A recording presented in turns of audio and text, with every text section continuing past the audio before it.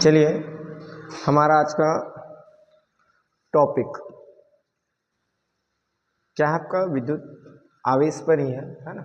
क्या है कि कितने आवेश मिलकर एक कूलाम आवेश बनाते हैं। हमारा प्रश्न क्या है, क्वेश्चन हमारा कितने इलेक्ट्रॉनिक आवेश मिलकर एक कूलाम आवेश बनाते हैं। तो इलेक्ट्रॉनिक मतलब इलेक्ट्रॉन का आवेश, ठीक है। तो हम जानते हैं, देखिए क्या जानते हैं सॉल्यूशन में, एक इलेक्ट्रॉन पर आवेश कितना होता है, 1.607 ऐसे होता है। क्लियर है। तो यहाँ पर हम क्या ले रहे हैं, 1.6 गुना, आपको याद करने के लिए, ठीक है। 1.6 गुना 10⁻⁻19 कूलाम आपका इलेक्ट्रॉन पर आवेश है, ठीक है। अब यहाँ पर देखिए क्वांटीकरण की परिभाषा क्या कहता है, किसी पदार्थ पर उपस्थित आवेश की मात्रा क्या होता है, किसी पदार्थ पर जो आवेश उपस्थित होता है वो क्या होता है, कुल आवेश, है ना। किसी पदार्थ पर उपस्थित कुल आवेश, उस पर उपस्थित आवेश का पूर्ण गुणज होता है। एन का मतलब क्या होता है, पूर्ण गुणज। एन का मतलब यहाँ पर देखिए पूर्ण गुणज का मतलब ये ऐसे रहेगा, ठीक है। कभी भी एन भिन्न के रूप में ऐसे 1/2, 2/3 ऐसे नहीं रहेंगे, है ना, क्योंकि आवेश जो है आधा अधूरा नहीं रहेगा, ठीक है। यदि आवेश जो है इलेक्ट्रॉन के रूप में है अर्थात धन आवेश के रूप में है या ऋण आवेश के रूप में है, ठीक है, तो पूरा पूरा धन आवेश और ऋण आवेश पूरे पूरे किसी पदार्थ में होंगे, ठीक है, किसी चालक में होंगे। क्लियर है ना। आप केमिस्ट्री में बात करेंगे तो साझा करेगा, तो हम वहाँ पर साझा वाली बात नहीं कर रहे हैं, ठीक है, सहसंयोजक बंध वाली बात नहीं कर रहे हैं। क्लियर है। तो यहाँ पर देखिए किसी पदार्थ पर उपस्थित कुल आवेश, क्वांटीकरण क्या कहता है, किसी पदार्थ पर उपस्थित कुल आवेश क्या होता है, उसमें उपस्थित आवेश का पूर्ण गुणज होता है। क्या होता है, पूर्ण गुणज होता है, ठीक है। हमको निकालना है, देखिए क्या, कूलाम कितने इलेक्ट्रॉनिक आवेश, मतलब नंबर ऑफ, है ना, नंबर ऑफ आवेश, है ना, कितने आवेश मिल रहे हैं, ठीक है। तो हम क्या करेंगे, देखिए अब यहाँ पर क्या हो जाएगा, Q बराबर NE, तो N बराबर क्या हो जाएगा, Q/E। तब N बराबर, देखिए आपका क्या बोला गया, एक कूलाम आवेश, तो एक कूलाम आवेश के लिए आपका ये जो Q है उसका मान हमको क्या रखना है, हम प्रीवियस क्लास में भी पढ़ चुके हैं, एकांक आवेश, है ना, ठीक है। तो यहाँ पर हम एक कूलाम आवेश, तो यहाँ पर क्या हो जाएगा, Q का मान 1 कूलाम हो जाएगा, क्या हो जाएगा, 1 कूलाम, ठीक। हमारा क्या है, E का मान भी कूलाम में है, और यहाँ भी देखिए कूलाम से कूलाम कैंसिल हो जाएगा, ध्यान रखेंगे, ठीक है। यहाँ पर हम लिख सकते हैं कूलाम, ठीक, और यहाँ पर लिख सकते हैं कूलाम। देखिए नॉमिनेटर में भी मात्रक कूलाम है, डिनोमिनेटर में भी मात्रक कूलाम है ना। Good morning. तो क्या हो जाएगा, देखिए कूलाम से कूलाम कैंसिल हो जाएगा, 1/, यहाँ से देखिए पॉइंट हटा देंगे, क्या करेंगे, पॉइंट हटाएंगे, तो पॉइंट हटाएंगे तो क्या हो जाएगा, दशमलव के स्थान पर 1 लिखेंगे और जितनी संख्या उनके स्थान पर क्या लिखेंगे, 0, ठीक है, गुना 10⁻⁻19। ये कहाँ जाएगा, ऊपर जाएगा, ठीक है, 10 कहाँ जाएगा, ऊपर। तो आपका 10 गुना 19, 10⁻19 वाला भी ऊपर जाएगा, तो क्या हो जाएगा, देखिए प्लस क्या हो जाएगा, 19 हो जाएगा, ठीक है, बटा 16। क्लियर है ना। अब यहाँ पर क्या हो जाएगा, हम इसको लिख सकते हैं क्या, 10 गुना 10⁻10⁸ लिख सकते हैं, बटा 16। इसका एक घात और कम कर दिए, ये देखिए 10 दाम कितना हो गया, 100 हो गया, गुना 10⁻18 बटा 16। अब क्या हो जाएगा, 16 से भाग देंगे, 16×5 80 होता है कि नहीं होता है, 16×5 80, बचेगा कितना, 20, है ना। अब 16×6 = 96 हो जाएगा, ठीक है, 16×6 = 96। अब 100 में क्या करेंगे, 4 बचेगा, है ना, दशमलव लगाएंगे, 0 उतारेंगे, 16×2 = 32, ठीक है, फिर कितना बच जाएगा, 8, फिर 16×5 80।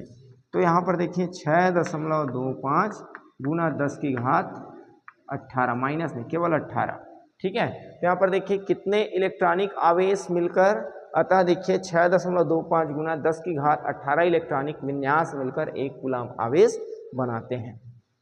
यहाँ पर लिखेंगे n बराबर, अतः ठीक है 6.25 गुना 10⁻18 इलेक्ट्रॉनिक विन्यास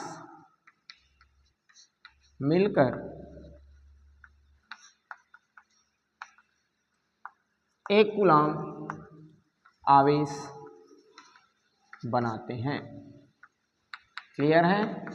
ये देखिए, इसका बताने का तात्पर्य ये है कि इस टाइप को कोई भी आपका न्यूमेरिक क्वेश्चन आ जाता है ना, ज़्यादातर आपका ये क्वांटीकरण का फार्मूला है ना, इस बेस पे न्यूमेरिक क्वेश्चन यहाँ पर पूछा जाता है। ठीक है, आपको नंबर ऑफ क्या दिए रहेंगे, आवेश दिए रहेंगे।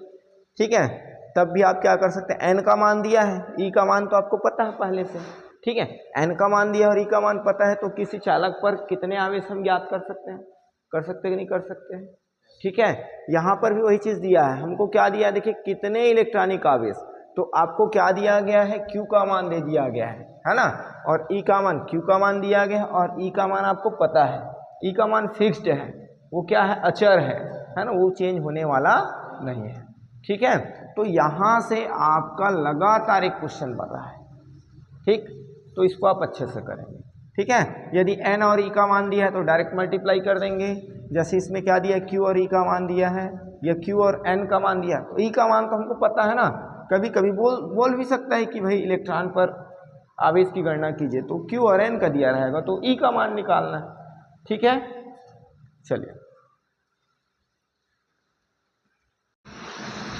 नेक्स्ट क्वेश्चन हमारा क्या है, आज का पूरा क्वेश्चन आपका आईएमपी है। मान के चलिए कि इसमें से आपका एक प्रश्न बोर्ड कक्षा में आएगा ही आएगा। ठीक है, पहला क्वेश्चन का तो मैं बता दिया भाई, कोई भी दो दिया रहेगा, तीसरा आपको ज्ञात करना है। ठीक है, ये देखिए, ये मेरे ख्याल से आपका 2 साल पहले आया हुआ था ये क्वेश्चन जो है। ठीक है, ये सेम क्वेश्चन था, है ना, यदि Q1 Q2 ग्रेटर देन 0 तो उनके मध्य वैद्युत बल की प्रकृति क्या होगी।